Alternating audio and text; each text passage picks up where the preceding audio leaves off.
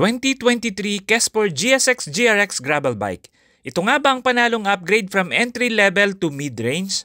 Ano nga ba yung bago or binago dito sa 2023 model ng Kesport GSX GRX? Let's find out!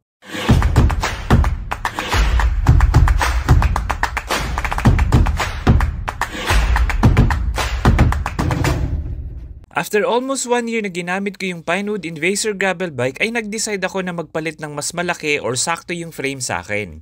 Sa height ko na 5'9" ay feeling ko medyo bitin ng konti yung size 50 ng Pinewood.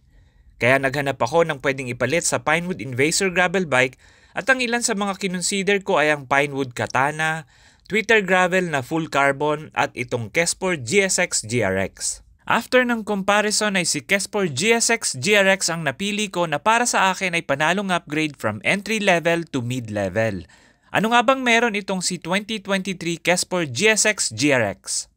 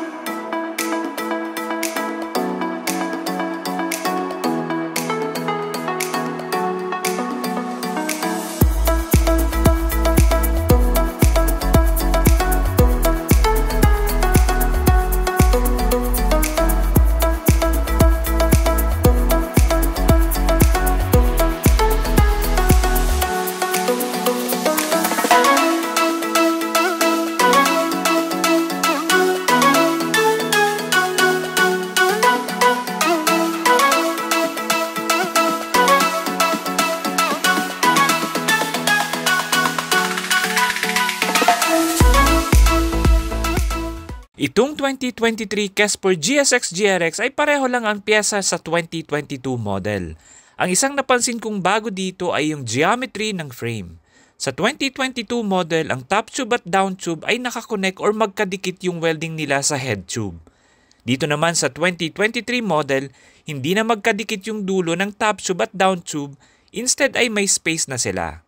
Dahil sa bagong geometry nitong 2023 model ay nawala na yung isang common issue nung 2022 model na toe overlap o yung pagsabit ng shoe sa front wheel.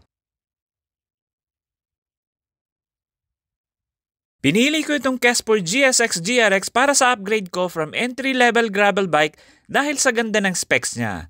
Siyempre, una na dyan yung naka-GRX na siya from shifter, FD, yung RD at yung brake caliper. Para sa akin, iba pa rin yung naka-full hydraulics dahil mas smooth siya at solid yung braking power niya. Okay din yung setup niya na naka 2x 10 speed para sa different terrain at riding styles.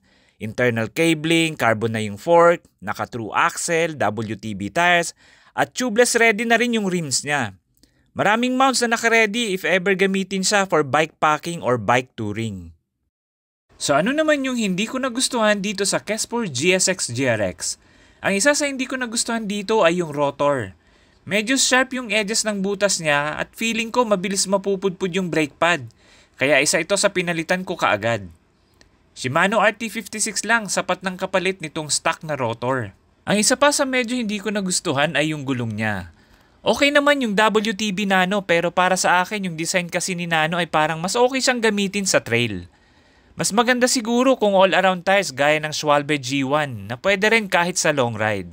Pero kung trail riding ang gagawin ko, for sure si WTB Nano ang gagamitin ko. Ang isa pa sa magandang upgrade dito ay yung crank niya. Mas maganda kapag napalitan ko siya ng GRX crank para yung group set niya ay full GRX na. Para sa akin si Kesport GSX GRX ang sulit upgrade. Sa ganda ng specs niya at bagong geometry, ito ang best mid-range gravel bike. Shoutout nga pala sa Striga Bike Shop, Shaw Boulevard Branch. Doon ko kinuha itong Kesport GSX GRX. Yung unang gravel bike ko na Pinewood sa kanila ko rin kinuha. Kaya kung gusto niyo ng mga best deal na bike, inquire lang kayo kay Striga Bike Shop. At shoutout din sa Fajardo Brothers ng Baaw Camarines Sur, 1, 2 at 3. Thank you for watching. I'll see you again in the next one. Ciao!